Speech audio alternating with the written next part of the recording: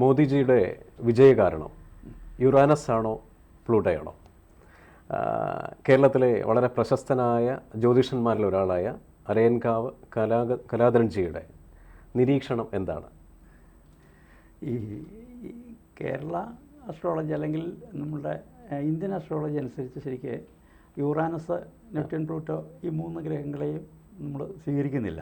Okay. അതായത് നവഗ്രഹങ്ങളെന്ന് പറയുന്നത് ആദിത്യൻ മുതൽ രാഹുകേതുക്കൾ ഉൾപ്പെടെ ഉള്ള 9 ഗ്രഹങ്ങളാണ്. അതെ. അപ്പോൾ ഈ മോദിജിയുടെ ഇതിൽ അല്ലാതെ തന്നെ ധാരാളം യോഗങ്ങളുണ്ട്. ഏറ്റവും പ്രധാനമായിട്ട് ഞാൻ നോക്കിയതിൽ ഒരു അതിമാനുഷ യോഗം. ഓക്കെ. വ്യാഴം ശുക്രനെ നോക്കുക, ശുക്രൻ വ്യാഴത്തെ നോക്കുക, പരസ്പര ദൃഷ്ടിയാണ്. ഓക്കെ. അതായത് ശരിക്കും പറഞ്ഞാൽ ദേവാചാര്യ അസുരാചാര്യവും അന്യോന്യം വാഭിവീക്ഷിതോ യതിവൈ ജന്മസമയെ ദീർഘായുർ അതിമാനുഷ, അതിമാനുഷ യോഗം. പിന്നെ രുചക മഹായോഗം, 5 മഹാപുരുഷ യോഗങ്ങളിലൊന്നാണ് രുചക യോഗം. ഓക്കെ. അത് മോദിയുടെ ലഗ്നത്തിൽ ചൊവ്വ സ്വക്ഷേത്ര ബലവാനായിട്ട് നിൽക്കുന്ന രുചക യോഗം. ഓക്കെ. ലഗ്നത്തിൽ നിൽക്കുന്ന ചന്ദ്രൻ വ്യാഴകേന്ദ്രത്തിലാണ്. അപ്പോൾ വ്യാഴചന്ദ്രന്മാർ പരസ്പര കേന്ദ്രത്തിൽ നിൽക്കുന്ന കേസരി യോഗം. സർവതസ്യാലാണ്, എല്ലാം നൽകുന്നതാണ്. അതായത് വിദ്യാം രാജ്യം സ്ഥാനമാനാധികം ച ആയുഷ്യം അരിഷ്ടം, അതായത് അരിഷ്ടതകളില്ലായിരിക്കുക, രോഗങ്ങളില്ലായിരിക്കുക, മോക്ഷം, ഇതെല്ലാം നൽകാൻ കഴിയുന്നതാണ് കേസരി യോഗം എന്ന് പറയുക. അപ്പോൾ ആ ഒരു മഹായോഗമുണ്ട്. പിന്നെ മറ്റ് ചില ശശിമംഗല യോഗം, നിപുണയോഗം, അങ്ങനെ പറയുന്ന യോഗങ്ങളൊക്കെ ഉണ്ട്. അപ്പോൾ സാമാന്യഗതിയിൽ ഇദ്ദേഹത്തിൻ്റെ ഈ ഒരു അപ്രമാദിത്വവും അതുപോലെ തന്നെ അത്രയധികം ഉയർന്ന ഒരു നിലവാരത്തിനും പറ്റുന്ന എല്ലാ ഗ്രഹയോഗങ്ങളും ഉണ്ട്. പ്രത്യേകിച്ചും ഈ വ്യാഴം വക്രഗതനാണ്. ഓക്കെ. വക്ണസ്തു മഹാവീര്യ ശുഭ രാജ്യപ്രതാഭവിൽ നിന്ന്. അപ്പോൾ രാജ്യഭാരം ഉണ്ടാവുക എന്ന് പറയുന്നൊരു യോഗം കൂടി ഉണ്ടാവും വ്യാഴത്തിന്. അപ്പോൾ ആ വ്യാഴം കേന്ദ്രത്തിൽ, അതായത് ത്രികോണാധിപനായ ഗ്രഹം കേന്ദ്രത്തിൽ നിൽക്കുന്നതും വളരെ നല്ലൊരു യോഗമാണ്. പിന്നെ മറ്റ് യുറാനസിനോ ഒന്നും പുറകെ പോകേണ്ട കാര്യമില്ല. അല്ലാതെ തന്നെ നമ്മളുടെ വേദിക് അസ്ട്രോളജി അനുസരിച്ച് തന്നെ അദ്ദേഹത്തിൻ്റെ ആ മഹായോഗങ്ങളും ആ പ്രതിഭാശാലിത്വം എല്ലാം പറയുന്നുണ്ട്. കേസരി യോഗത്തിൻ്റെ ഏറ്റവും വലിയ കാര്യം ആ പ്രതിഭാശാലിത്വമാണ്. അപ്പോൾ അങ്ങനെ ഒരു വലിയ യോഗങ്ങൾ അദ്ദേഹത്തിൻ്റെ ജാതകത്തിലുണ്ട്. ഈ കലാധരൻജി വേദിക് അസ്ട്രോളജി പരമായിട്ട് സംസാരിക്കുമ്പോൾ ഇവിടെ അയനാംശ വച്ചിട്ട് പല അയനാംശ, അതായത് ലഹരി, രാമൻ, കൃഷ്ണമൂർത്തി, സീറോ, ഫ്രാഗൺ, ഈ അയനാംശ ബേസ് ചെയ്തിട്ട് ഈവൻ മിഡ് ഡേ ഇന്ത്യയുടെ ഒരു ഇൻ്റർവ്യൂവിലും പ്രതിപാദിക്കുന്നുണ്ട് യുറാനസ് ഉച്ചസ്ഥാനത്ത് നിൽക്കുന്നത് കൊണ്ടാണ് പ്ലൂട്ടയ്ക്കും ശക്തി ഉണ്ടായത്, അദ്ദേഹത്തിനൊരു സൂര്യ തേജസ് ഉണ്ടായെന്ന് പറയുന്നത്. എത്രത്തോളം ശരിയാണെന്ന് താങ്കൾ പറയുകയാണെങ്കിൽ കുറച്ചുകൂടെ നല്ലതായിരിക്കും. ഒരു പ്രഭാവലയം അല്ല, അതുണ്ട്. അതിപ്പോൾ അതെന്താ വെച്ചെന്നാൽ, ഇപ്പോൾ യുറാനസിനെ പറ്റി പറയുമ്പോൾ അത് നമുക്ക് അത്രയധികം നമ്മുടെ അതിൽ വരുന്നതല്ല. ഇനി പ്രഭാവലയം എന്ന് പറയുമ്പോൾ അതിൽ 2 കാര്യങ്ങളാണ്. ഒന്ന്, അദ്ദേഹം ഒരു പരിവ്രാജക സ്വഭാവത്തിൽ ജീവിച്ച ആളാണ്. കുടുംബജീവിതം, അതായത് നമ്മൾ ശരിക്കും ജാതകം ഒക്കെ നോക്കുന്നത് ഗൃഹസ്ഥാശ്രമ ജീവിതത്തിലേക്കാണ്. അദ്ദേഹത്തിനൊരു ഗൃഹസ്ഥാശ്രമ ജീവിതം ഉണ്ടായിട്ടില്ല. ശരി. അപ്പോൾ ആ ശരിക്കും പറഞ്ഞാൽ ജാതകഫലത്തേക്കാളും ഉയർന്ന ഒരു തലത്തിലേക്ക് അദ്ദേഹം എത്തിക്കഴിഞ്ഞു. ഒരു ആധ്യാത്മികമായ തലത്തിൽ.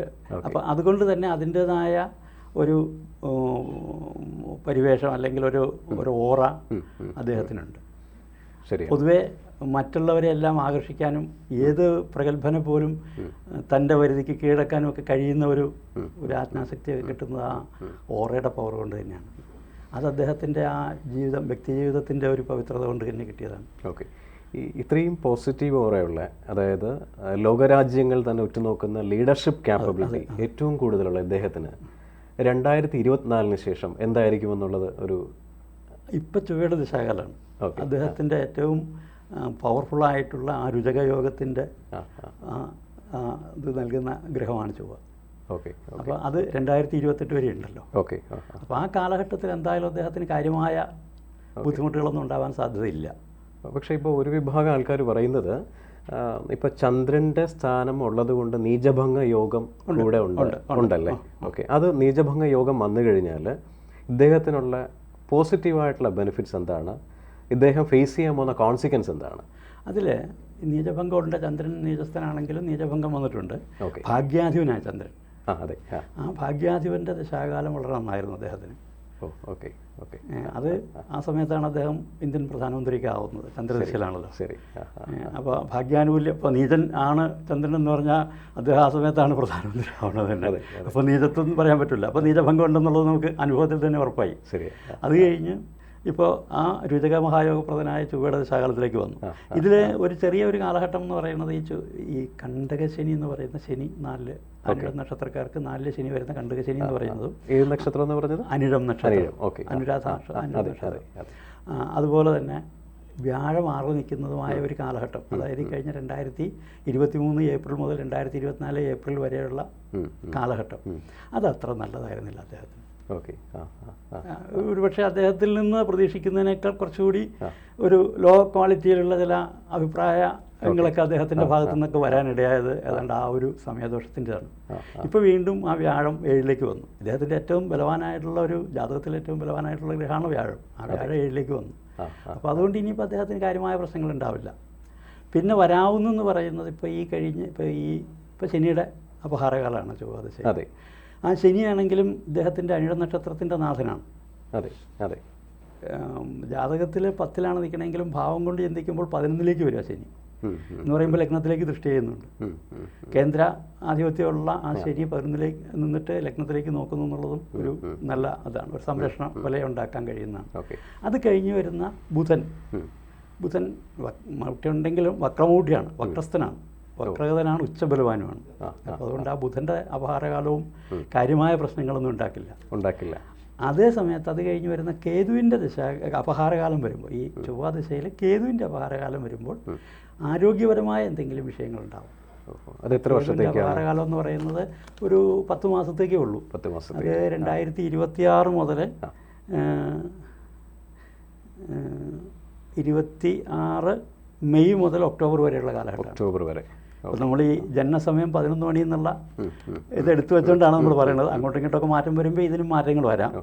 ഏതായാലും ഈ ടൈം വെച്ചുകൊണ്ട് നമുക്ക് ഈ കേതുവിൻ്റെ അപഹാരകാലമായ 2026 മെയ്ക്ക് ശേഷം 2026 ഒക്ടോബർ കഴിയുന്നത് വരെയുള്ള കാലഘട്ടം എന്തെങ്കിലും ചെറിയ ആരോഗ്യ പ്രശ്നങ്ങൾ, അത് പ്രത്യേകിച്ച് ഒന്നല്ലെങ്കിൽ ശ്വാസകോശ സംബന്ധമായോ മൂത്രാശയ സംബന്ധമായോ കിഡ്നി സംബന്ധമായിട്ടൊക്കെയുള്ള ചില അസുഖങ്ങൾ എന്തെങ്കിലും മേ ബി സാധ്യതയുള്ള ഒരു കാലഘട്ടമാണ് ഈ വരുന്ന ഈ കാലഘട്ടം, ഈ 2026 കാലഘട്ടങ്ങളിൽ. ഓക്കെ.